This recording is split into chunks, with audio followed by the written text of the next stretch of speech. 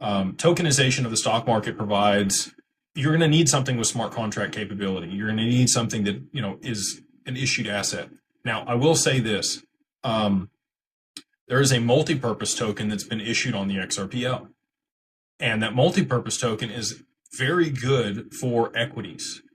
You can add different types of rules, voting mechanisms, and all different types of things that should be associated with your stock, whether that's common or preferred, through that multipurpose token on the XRPL. So will, Canton take everything? I don't know. There's 16 or 17 exchanges that include NASDAQ and the New York Stock Exchange and the Texas Stock Exchange. There's many more. Also, the two most prominent ones that you guys know are the New York Stock Exchange and NASDAQ. They get the majority of the listings for the companies. They have a ton of ETFs and volume. They are the most frequently traded and advocated for. Now, I think the Texas Stock Exchange over the next decade will probably become a prominent player and maybe overtake those other two exchanges. We'll have to see if that takes place or not. Again, I'm biased, live in Texas, take it with a grain of salt. So when it comes down to it, though, the tokenization of stocks, you're going to be able to trade fractional shares. It's going to be an accounting mechanism that's across all of the clearinghouses and the brokers that allow them to make sure that nobody's overselling the stock. It's always a one-to-one representation, even if that stock's been fractionalized.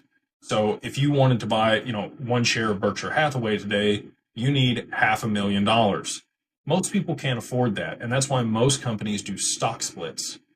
So, when Amazon or Google or Nvidia or any of these companies run up to $4,000, $5,000 per share, the average person can no longer buy a share. And so they'll normally do a stock split of 10 to 1, 20 to 1, 25 to 1, whatever it is, in order to get the share price back down to around $100 to $200 a share.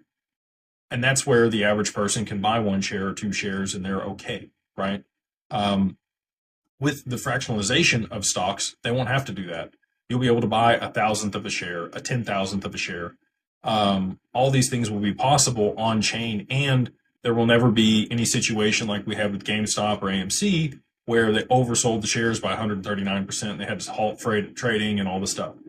They won't be able to move to 24/5 until they have tokenized the stock market, right?